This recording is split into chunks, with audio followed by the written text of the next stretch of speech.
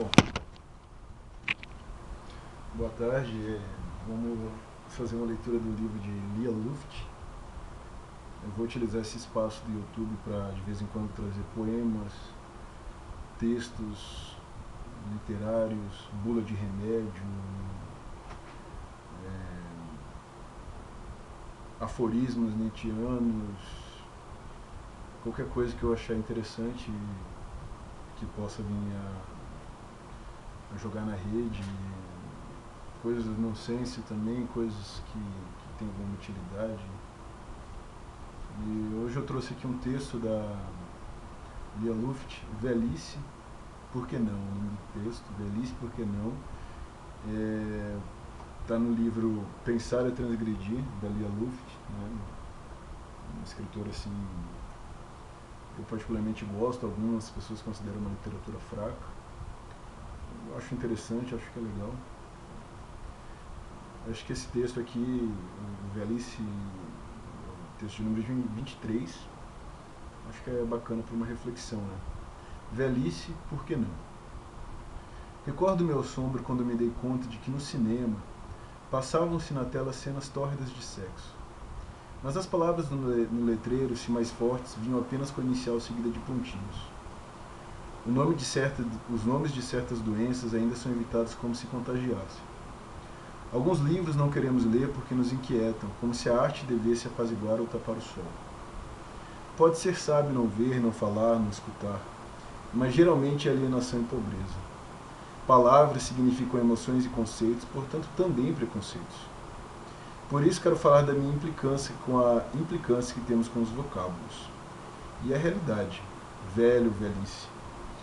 Eles inspiram receio ou repulsa como nomes de doença.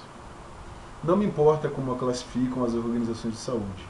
Para mim, a velhice começa bem depois dos 70 anos. E deveríamos ter orgulho de pensar: bom, aos 80 anos conquistei minha velhice perdendo coisas, mas acumulando algumas, inclusive a minha idade. Não estou, aos 80 anos, deteriorando em relação aos 40 ou 20. Estou apenas mudando.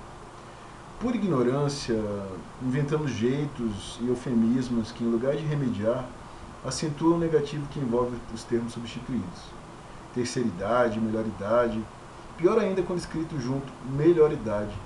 Com toda a boa intenção e até bons resultados me causam desconforto. Nossa visão da passagem do tempo é tão falseada que dizemos, no meu tempo, nos referindo invariavelmente à juventude. Somos tão possuídos aos 50, 60, 80 anos, que nem o presente nos pertence. Nosso é apenas o que ficou para trás. Conforme vamos avançando na idade, perdemos todos os direitos, inclusive sobre o próprio tempo, como se estivéssemos acabados.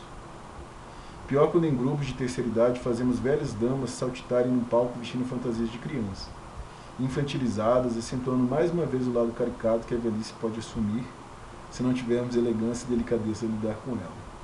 Ou, por comodismo ou segurança, inventamos o que o velho ou a velha pode e não pode fazer.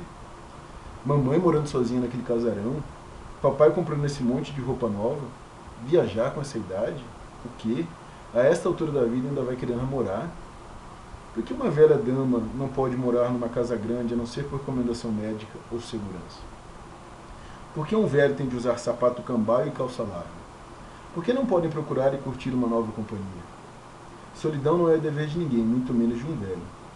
Somos contraditórios, por isso também é interessante. Na época em que mais tempos vivemos, parece haver maior dificuldade em relação ao que se convencionou chamar velhice. Para a maioria, ela traz a marca da incapacidade, do feio e da deterioração.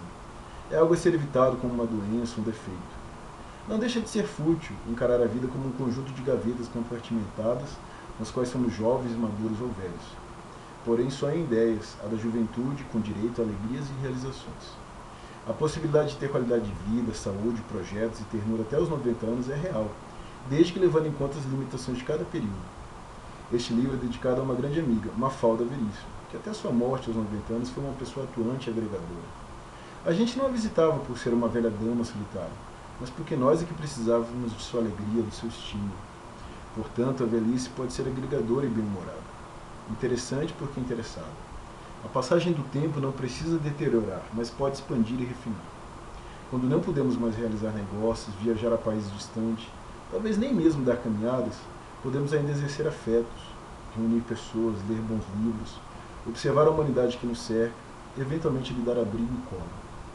Para isso não é necessário ser jovem, belo, significando carnes finas e peles de seda, ou ágil, mas ainda lúcido, ter adquirido uma relativa sabedoria ou um sensato otimismo, coisas que podem melhorar com o correr dos anos.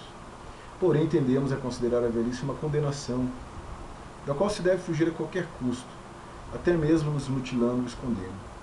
No espírito de manada que nos caracteriza, adotamos essa postura que nos paralisa e faz sofrer inutilmente. Isso se manifesta até na pressa com que acrescentamos como desculpa. Ah, sim, você está, eu estou velho aos 80 anos, mas jovem de espírito. Por que ser jovem de espírito seria melhor do que ter um espírito maduro ou velho? Será pior ter mais equilíbrio, mais serenidade, mais elegância e até bom humor, diante de fatos que na juventude nos fariam arrancar os cabelos de aflição?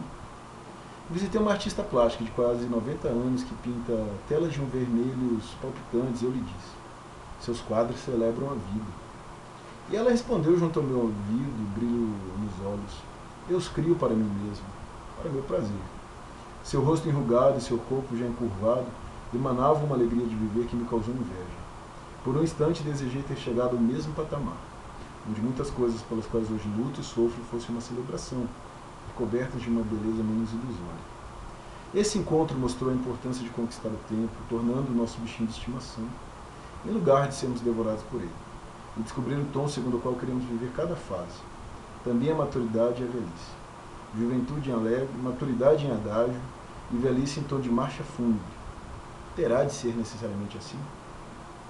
Talvez o conceito da nossa vida exija uma mistura ou encadeamento de tudo isso em cada fase. Apesar dos descompassos, vai se instaurar a harmonia possível. E sempre é mais possível do que, na nossa torta visão da passagem do tempo, nós nos permitimos. Então esse texto aqui está em Lia Luft, Pensar e Transgredir. Ela tem esse clássico também, Perdas e Ganhos, né? Que é um livro que vendeu bastante. Então fica aí a reflexão sobre a velhice, né? Essa reflexão sobre a velhice de forma literária, de forma amena. Obrigado, até a próxima.